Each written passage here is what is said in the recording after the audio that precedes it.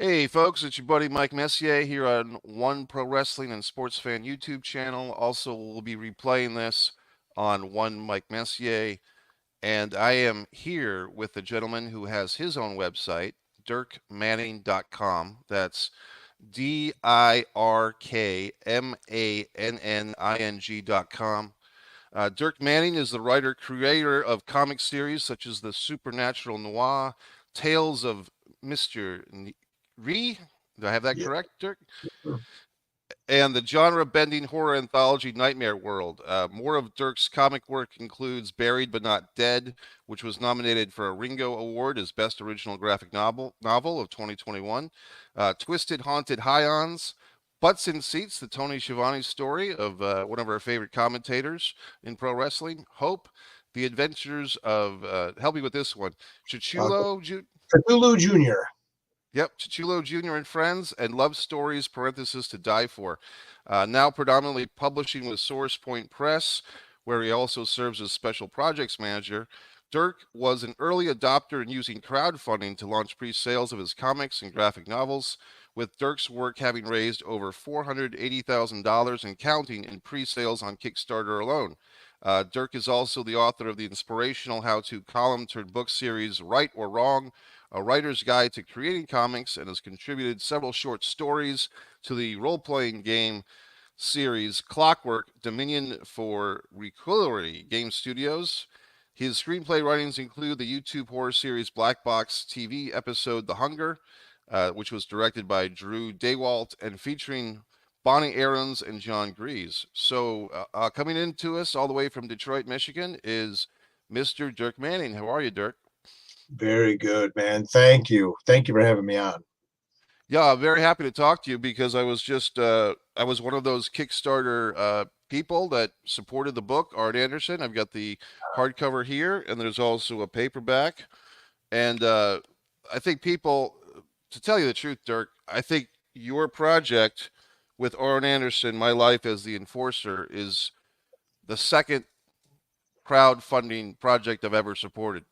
All right on. Well, thank you, man. I appreciate that. And as you mentioned, doing the crowdfunding, you actually got the limited edition hardcover version of the book, the trade paperback, and you also got a copy of that. This is the version that's going to be available now, in stores, not Amazon, Barnes Nobles, and all that good stuff, comic shops. But the hardcover edition that you have is like the early adapter, right? Bonus. You people that back the Kickstarter get the hardcover, and so I'm really excited you jumped in and got that because this is a book that me and my team and Arn are really especially proud of. Yes, and it's interesting, Dirk, because I believe going way back to 1997, I want to say, or 98, or maybe 2001, Arn published a paperback book, like a memoir, right? Yeah, like yeah. And it The, was I had that too. I had a copy of that, and I think I have another copy somewhere. And Arn's memoir is, I think it's called Forever, and it's just so funny because he's like struggling with not breaking kayfabe in the right, book. right.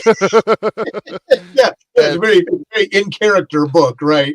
right, and I'm reading this thing even back then, and I'm thinking, like, he kind of like got me because it's like, as an old school wrestling fan, I appreciate what he's trying to do or what he's doing.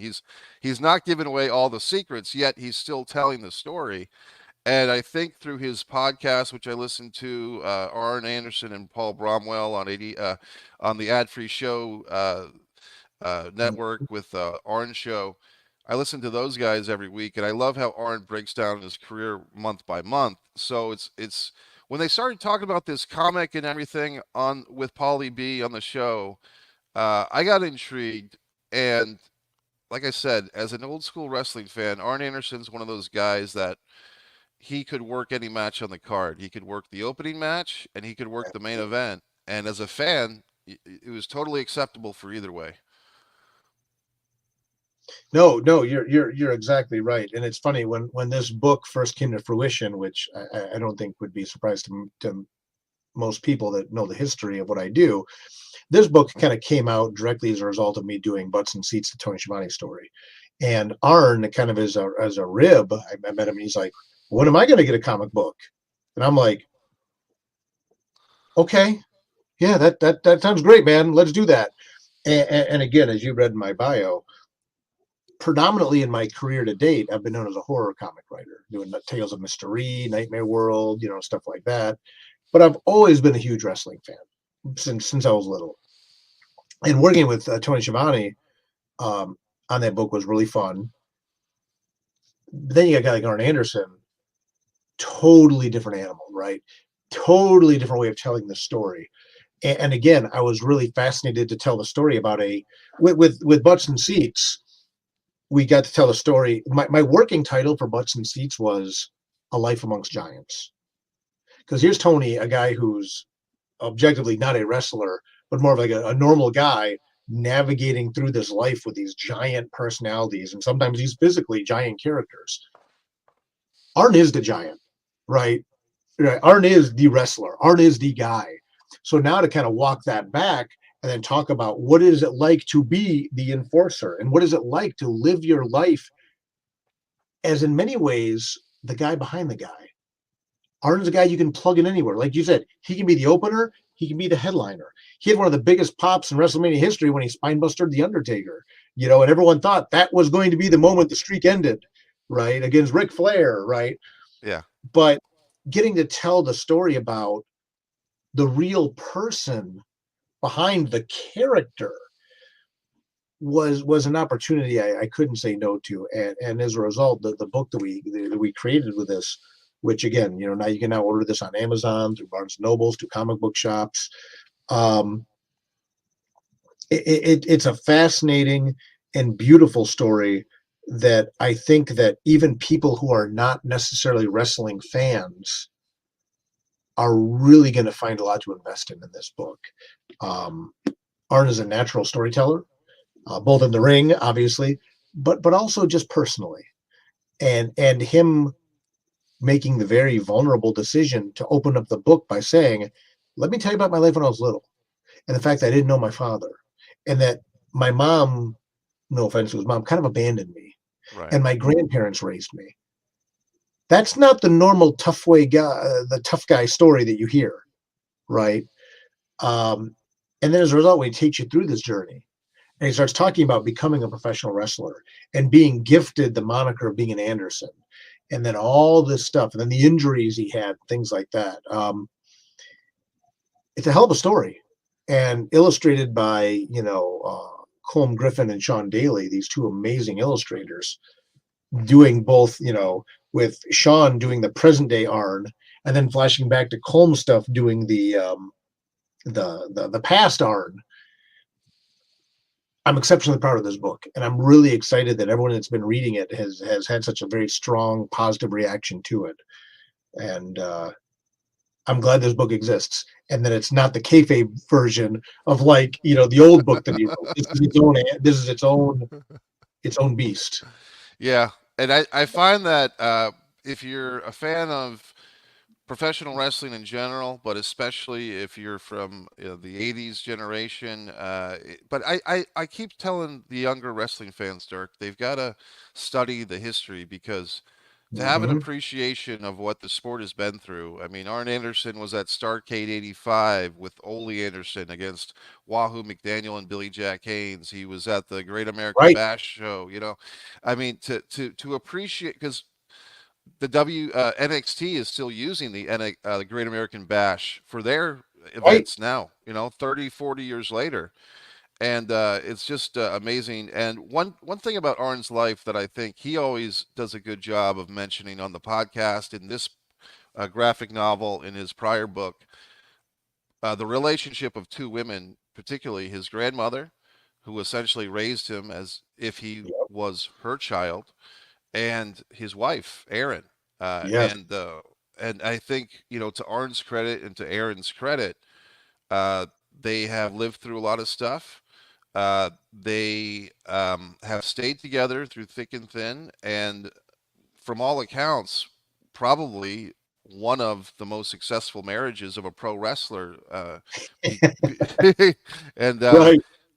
I'm not trying to put down the other wrestlers, but some of these guys have walked the aisle 5 or 6 times, let's say, and Sure. Arn and Anderson are still going strong. So I think that Arn Anderson always puts a lot of value on the women of his life, starting with Granny, and then Aaron, his wife, and it's just and I think Arn's very well respected by the female wrestlers of today, both in AEW and prior to that at WWE, as a guy that, as an agent, because he did do a lot of work as an agent too, Mhm. um, he was always very helpful to them.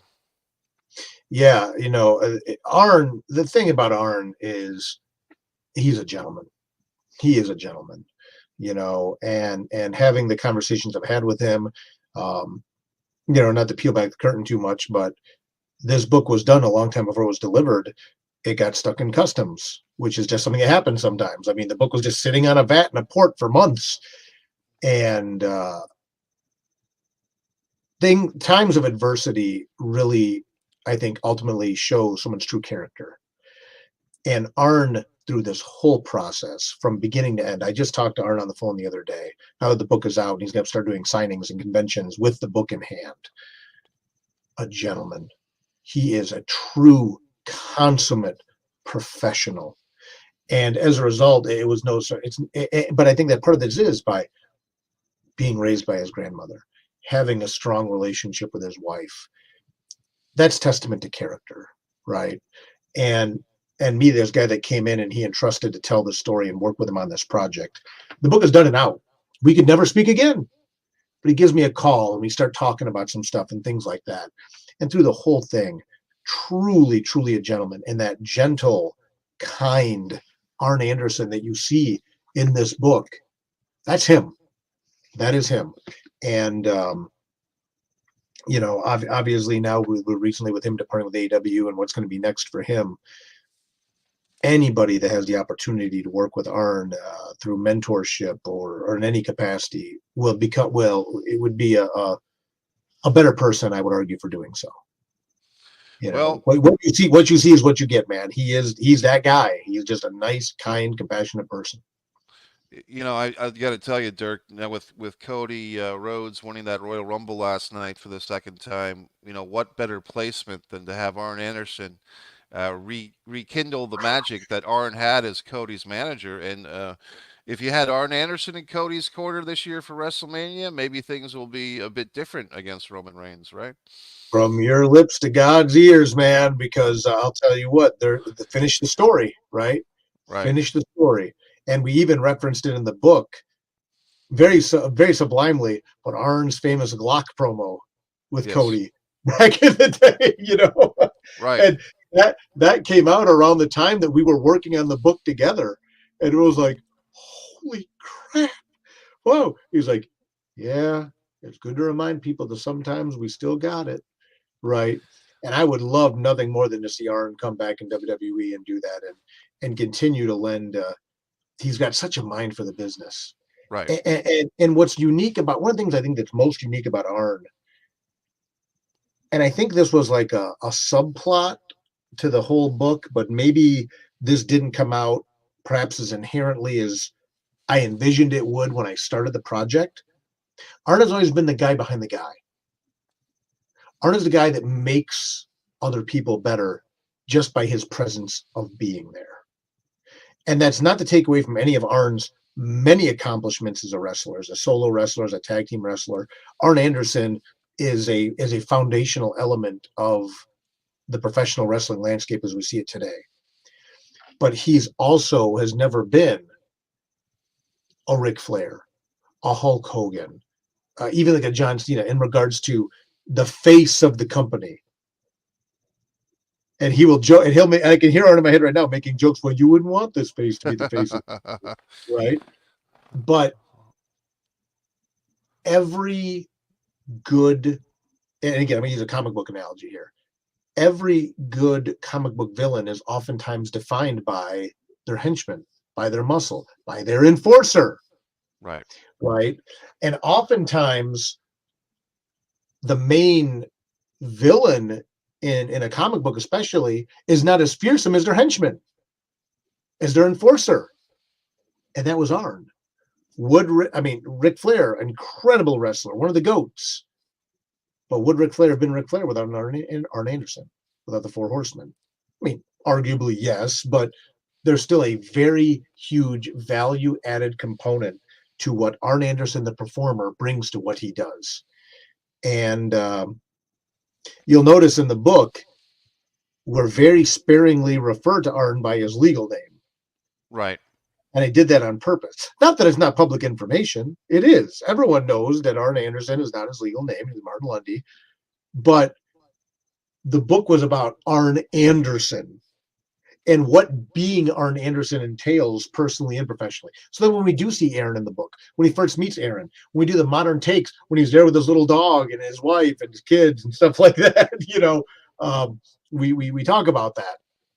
But his mind for wrestling, coming back to what I was saying originally, is so, his knowledge of wrestling is so profound and his mind is so sharp on that stuff that again, not to be a mark about it, but I would love to see him come back in WWE to help Cody finish the story. I think that would be an amazing part of this and a recognition of what he can bring to this next generation of wrestlers.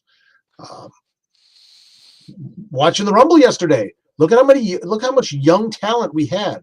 We didn't have any real legend throwback stuff in either Royal Rumble event. Right. When's the last time that happened? When's the last time you didn't have the pop of the old guy coming back in? The Right. pops were the new people. The pops were the Jade Cargills. The pops were the Andrades, right?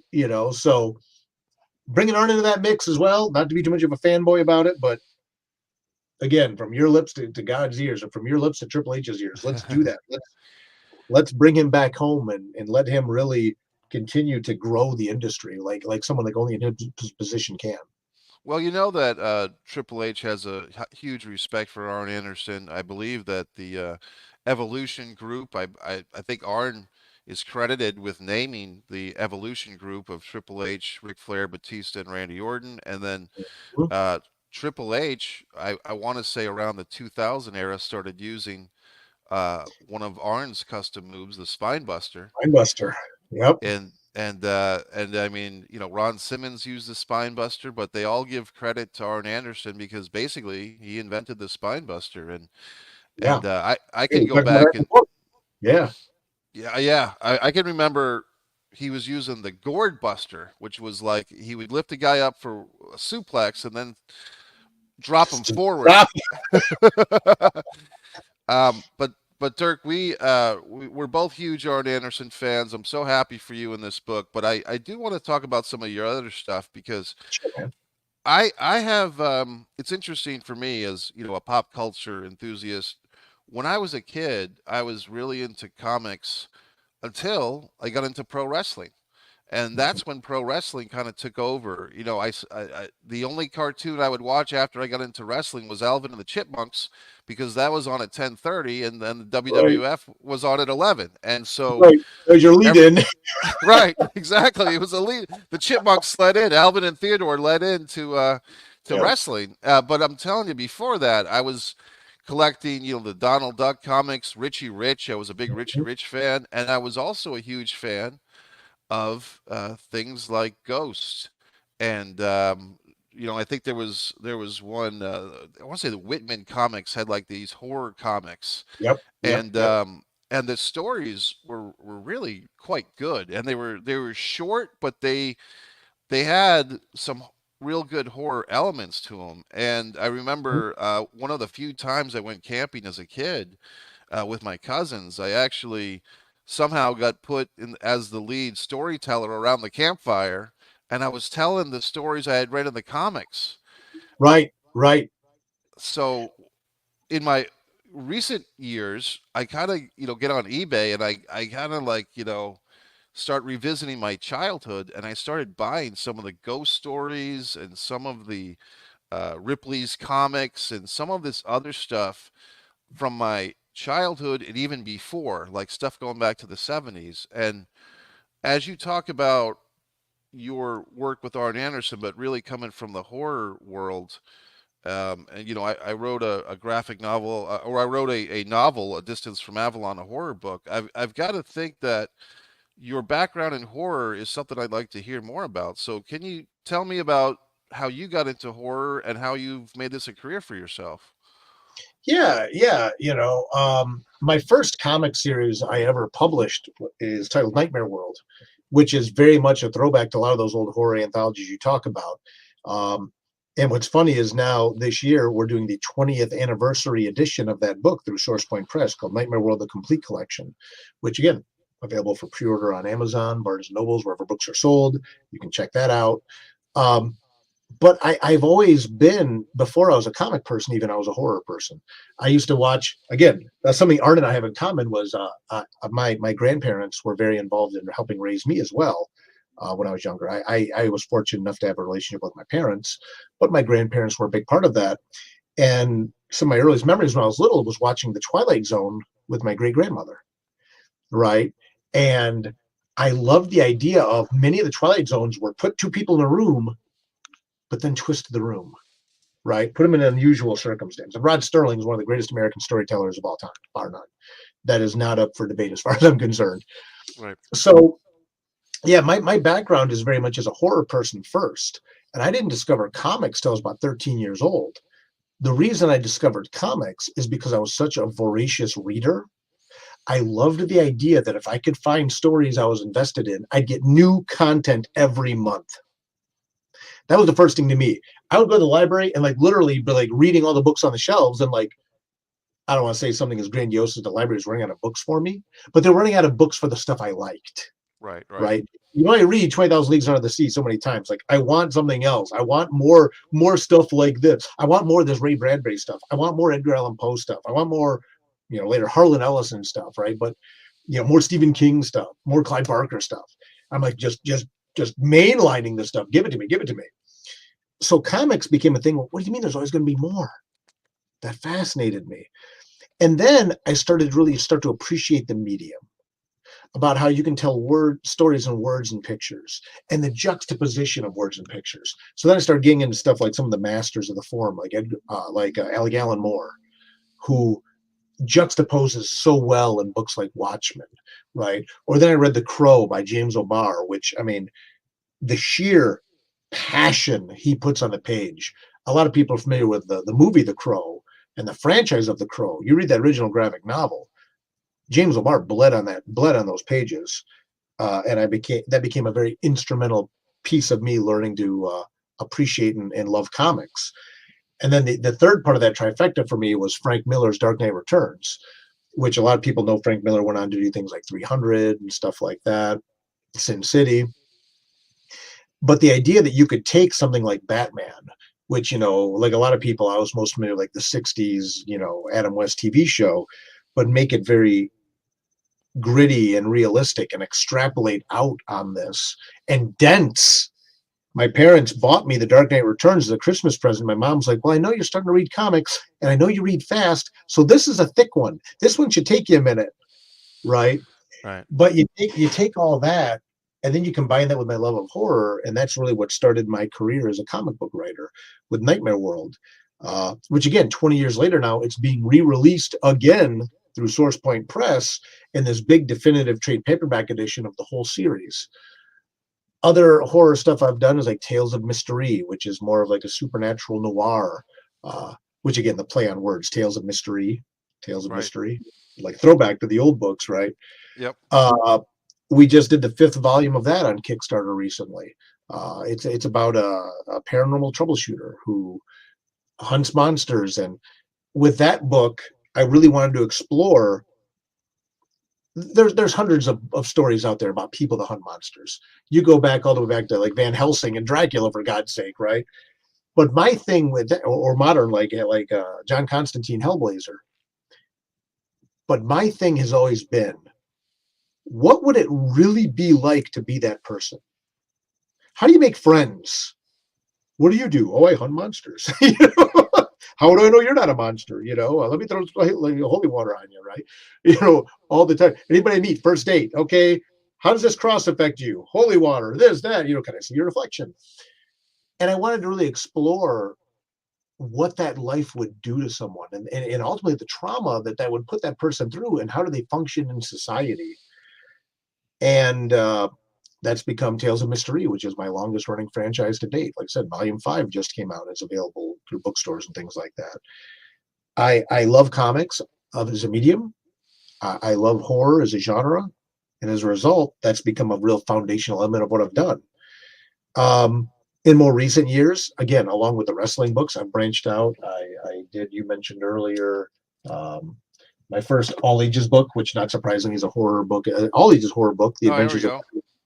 The Adventures of Cthulhu Jr. and Friends, right? Yeah. Um, Still very much a Dirk Manning production, but this is more fun and more funny. And even even looking at now, there's stuff that makes me laugh on this. Right. Uh, I started working with Twisted on Haunted Highons, which both volumes of the book were nominated for Ringo Awards as Best Humor Comic. It's a supernatural book, but it's funny. And as much as a wrestling fan I am, I have a book coming out again later this year, a re-release of a series that I did that's out of print called Love Stories to Die For.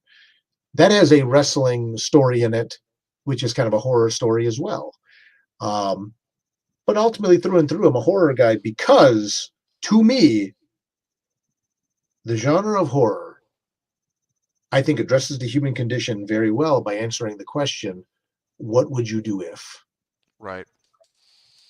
To me, that's the foundation of a good horror story. That's the foundation of good of dynamic fiction, and I can best explore that through, you know, books like Tales of Mystery, horror books, right? So here I sit. Last year was my 20th anniversary as a published comic book writer. ARN Nice. Anderson was my 20th graphic novel in my career.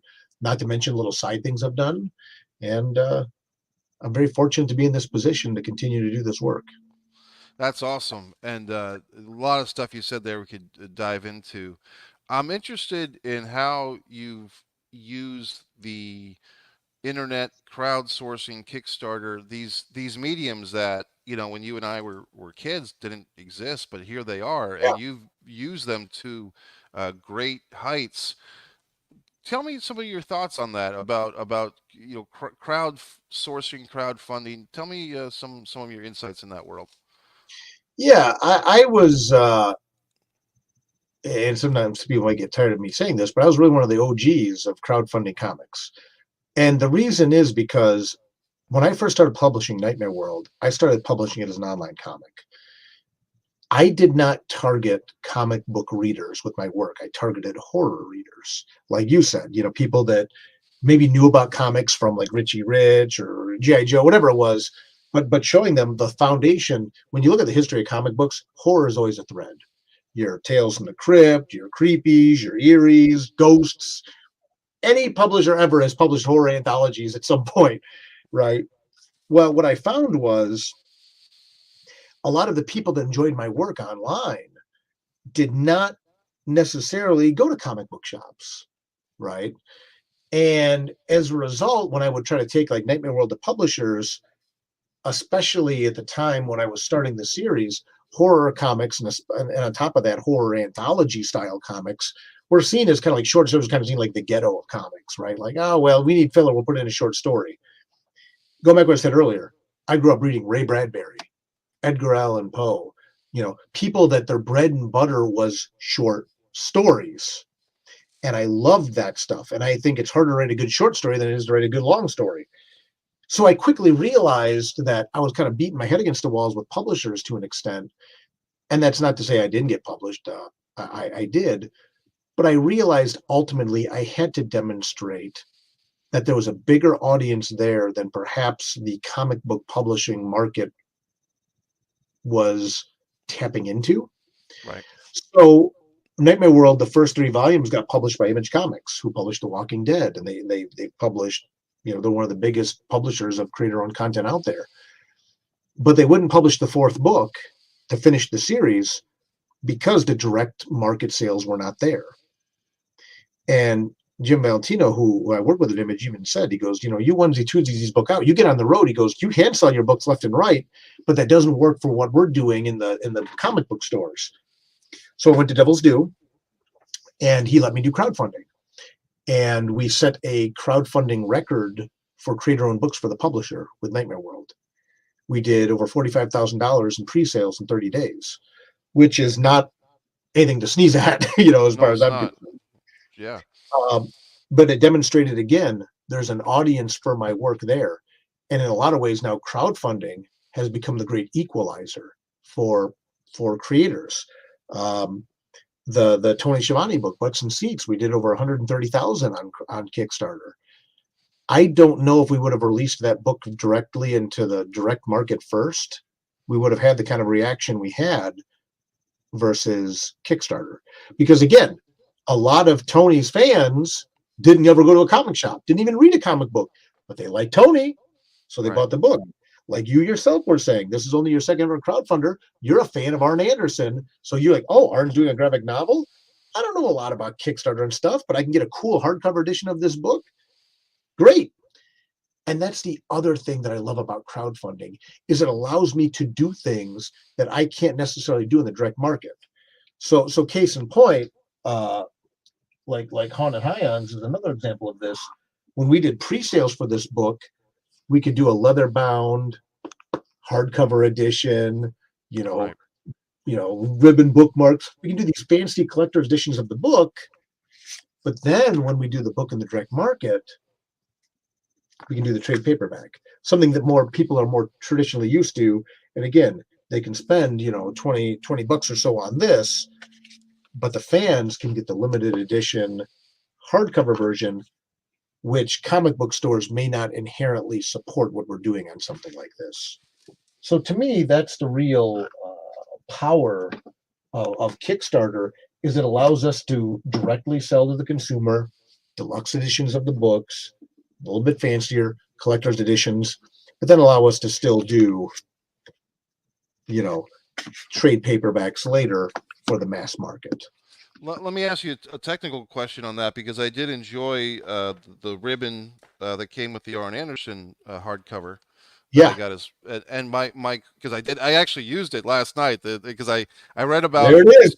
2/3 of the book last night and then Yeah, I was happily surprised at the density of the storytelling. So I put the ribbon in there and I picked great. it up just as Arn got to Charlotte, so to speak. So my Yeah. question is just a technical thing. You said that comic book stores may not fully support the hardcover, and this is just my guess before you Mhm. answer. Is it because in a comic book store traditionally you have the guy putting his fingers through the rows and rows of books like in a record store, and so maybe these hardcovers are just they take up too much space or they're too fancy because so many people are just used to perusing, or why exactly would the hardcover not 100% be appreciated or supported by comic book stores? I think one of the things you'll see is with the hardcovers, there's obviously a higher price point on a hardcover traditionally.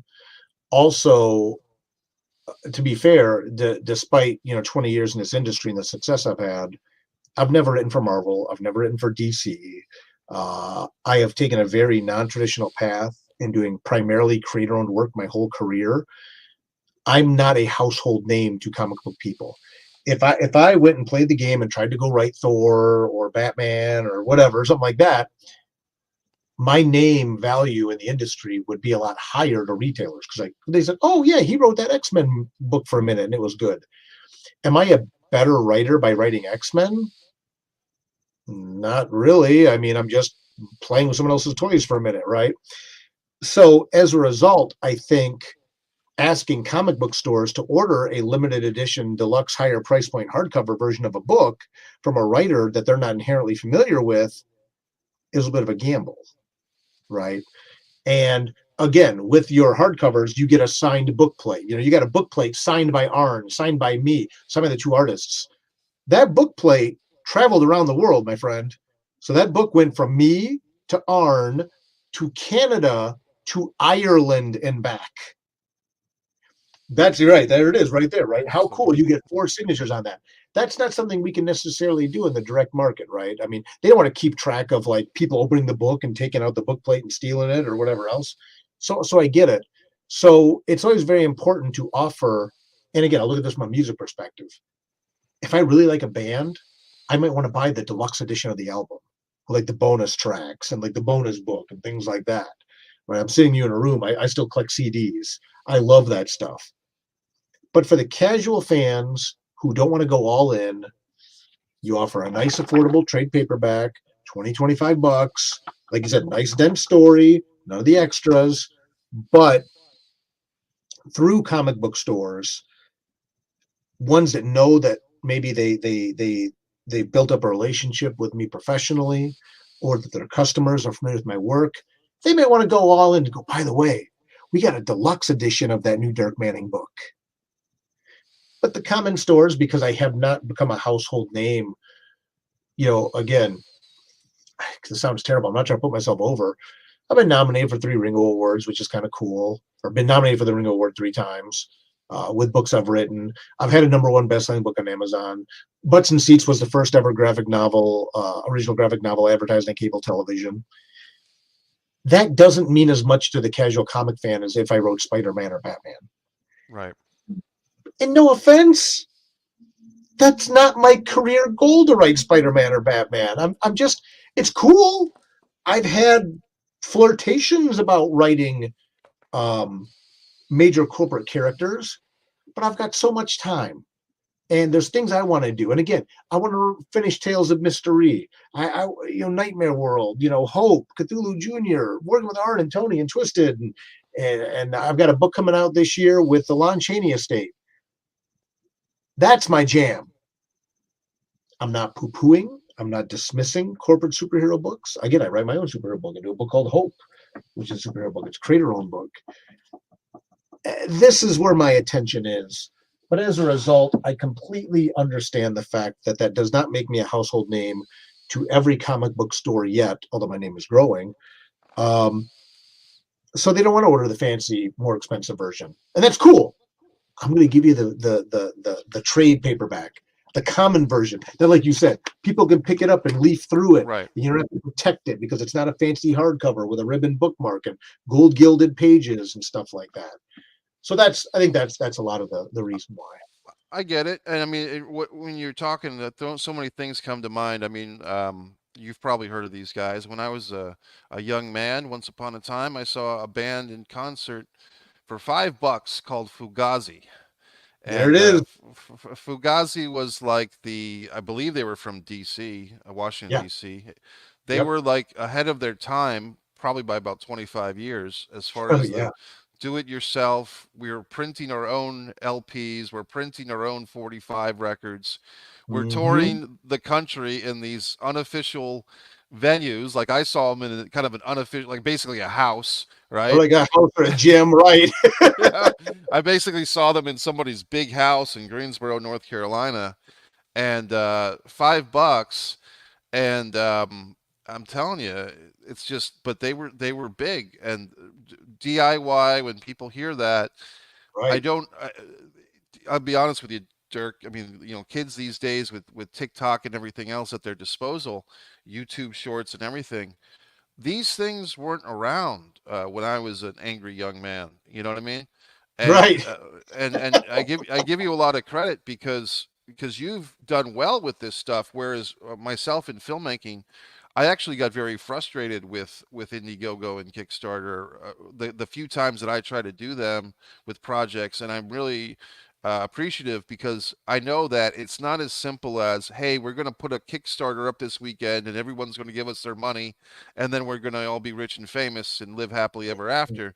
It's Mhm. this constant work, and it's trying like what I think you've done here is you've have a track record of success, and most importantly, in my mind, Dirk, coming through with the product because I have seen this happen in the film world, not in the comic world, but in the film world of people making a lot of projects, promises for their projects, and they don't fulfill them. And then what happens is there's a residual butterfly effect that people don't want to support these films. But when you've Absolutely. done the consistency and giving people what they came for and more than their paid value, in my opinion, a lot of times, you're making people happy and you're continuing to grow.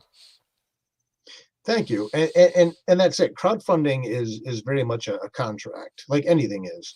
And I'm very fortunate. I've gotten to the point that people trust me, that I'm going to come through. Usually I over deliver. It's a fault, but um, that's exactly it. The key is communication, right? we talked about this earlier. This book should have been in people's hands a lot sooner. And what happened is the book gets print. The printing industry went sideways for a while with COVID and everything else. And I hate to keep using that word, but it's just true. The ripple effect was huge. Um, all of you as passive consumers may not care that that paper was hard to find, but you need to know because it's delaying getting the book printed. And then the book gets printed. We finally get it overseas, and then it gets stuck in customs. I let everybody know through Kickstarter updates. I'm like, here's what's going on, friends. Here's what's going on. Years ago when we did Nightmare World, we were getting ready to ship the book from China because that's where we printed that one, and there was a hurricane, and they couldn't send the boat. Now, have you ever seen the joke, the slow boat from China? Those I freight boats, that's what they are. They're like an apartment complex sideways floating. So, yeah. and this was very early in my Kickstarter career. I was so concerned. I sent people links to like the weather report thing to show, look, here's the hurricane. We don't want to send these books through the hurricane. So it's going to be another month, right? Because then the boats go on a certain schedule. Right. Um, but the key is on all that stuff, communication, right? You let people know what's going on. Then they get the product, and then they invest, and they're comfortable investing.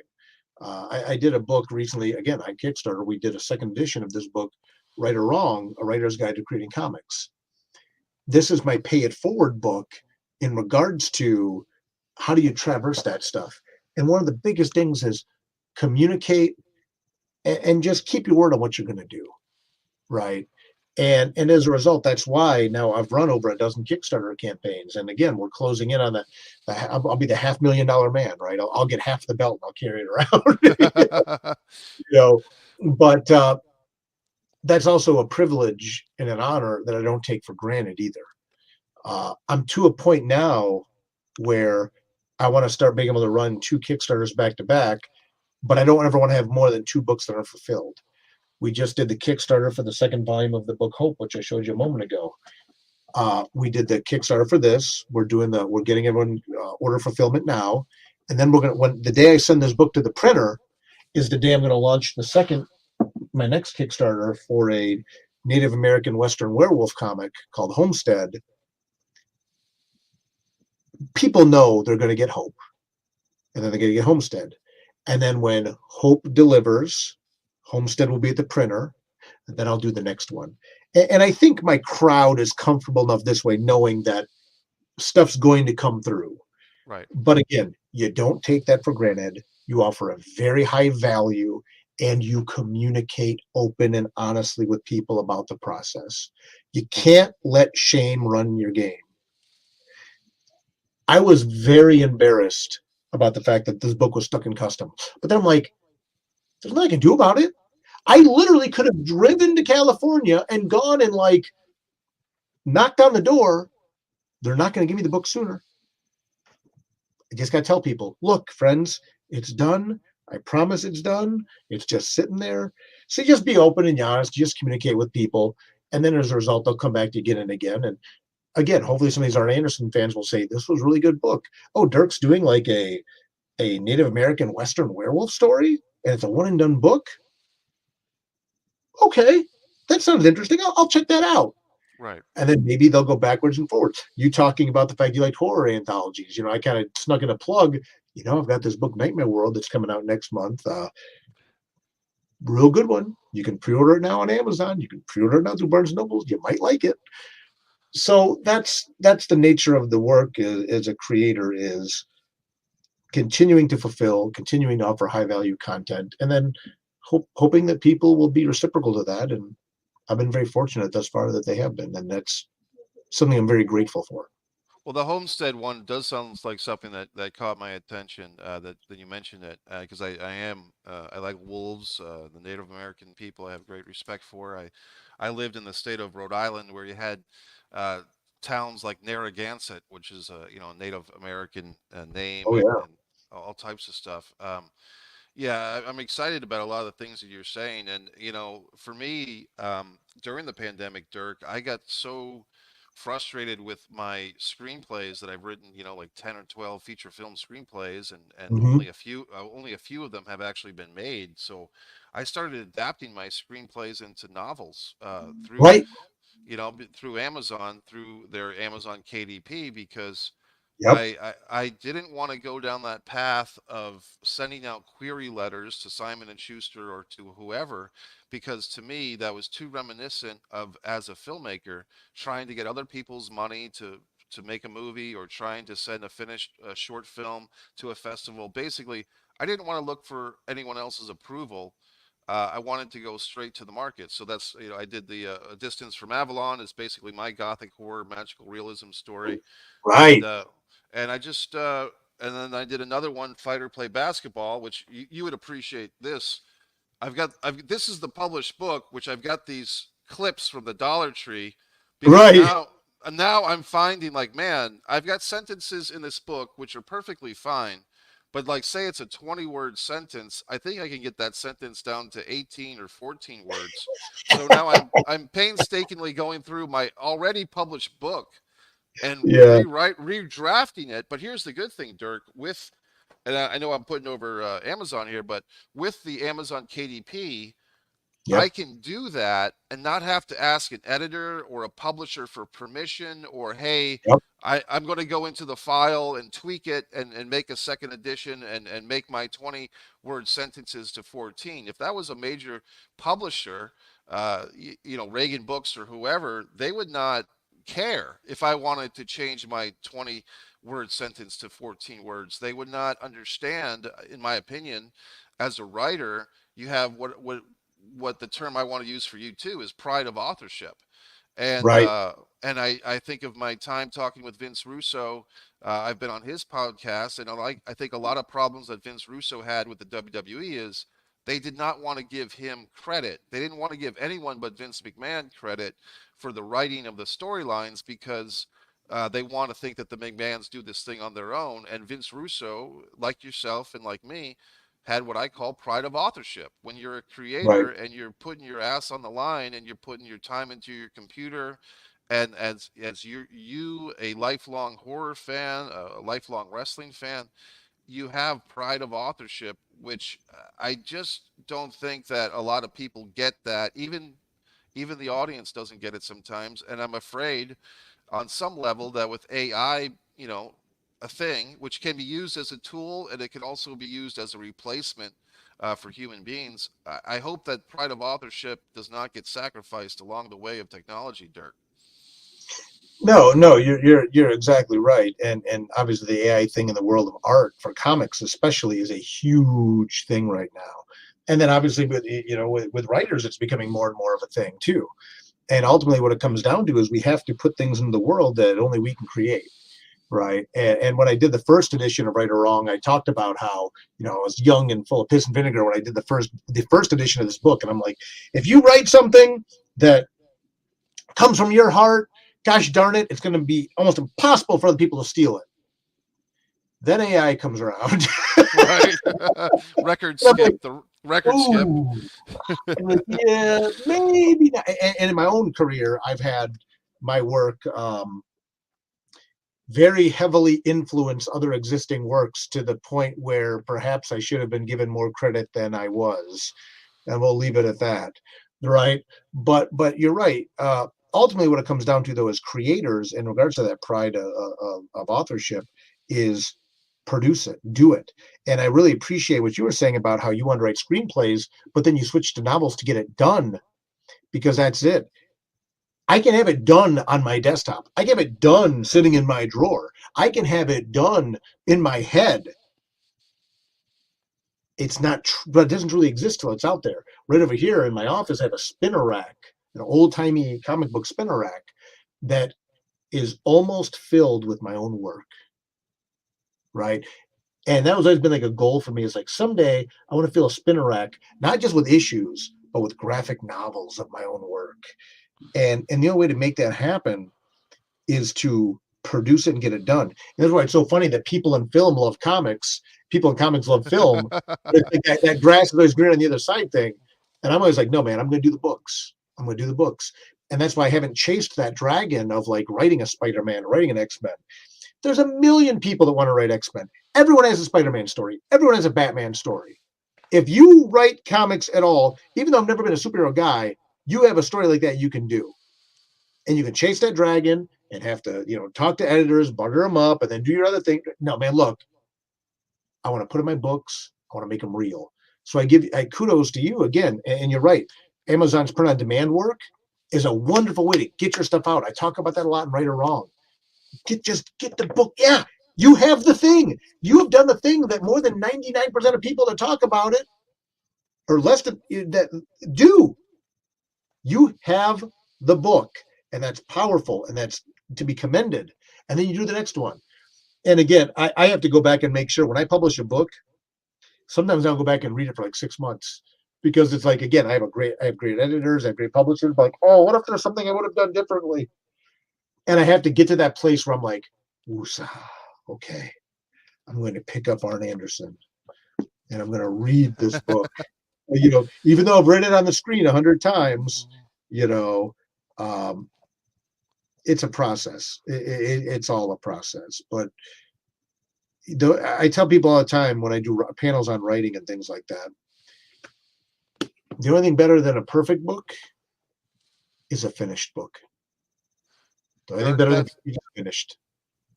I'm sorry, go ahead. Say that again, please. I said the only thing better than perfect is finished. Finish it, put it out, do the next one. We're pulling up on 2:00. I know you have a 2:00 appointment, so I want to let you go. But I think the only thing we can do here, Dirk, is to have it to be continued, because I think we have even more to talk about. And I think in another, I appreciate that. whenever you're available, whether it's a week or 2 weeks or a month from now, there's so much more on the bone of this conversation. But I do know that you have an appointment today, and I want to let you get to that. So DIRKManning.com, and Dirk, I'll give you the final 30 to 60 seconds. Go ahead. Yeah, DIRKManning.com is my website. You can sign up for my newsletter. You'll store your email in there. I send out a newsletter once a month. It's directly from me, not any lists, nothing like that. That's how you find out about the ARN Anderson book. You'll find out about the Homestead Kickstarter launching in February. I'm also on social media, Facebook, Instagram, God help me, Twitter, X, YouTube, at Dirk Manning. Look for the avatar, the guy at the top hat and the scarf. That's me. But I tell people the best thing is I send a newsletter once a month. But if you want to do more passive communication, passive contact, Instagram, Facebook, at Dirk Manning, check that out. DIRKManning.com has my full bibliography. I'd love to stay in touch. And again, man, thank you not only so much for backing the ARN Anderson book, but thanks for taking the time to chat with me. I love talking to fellow creators and fans of the medium. So thank you, man. I appreciate your time. This is Mike Messier with Dirk Manning. We'll see you next time. MikeMessier.com, DirkManning.com. Have a great day, everybody. Thank you.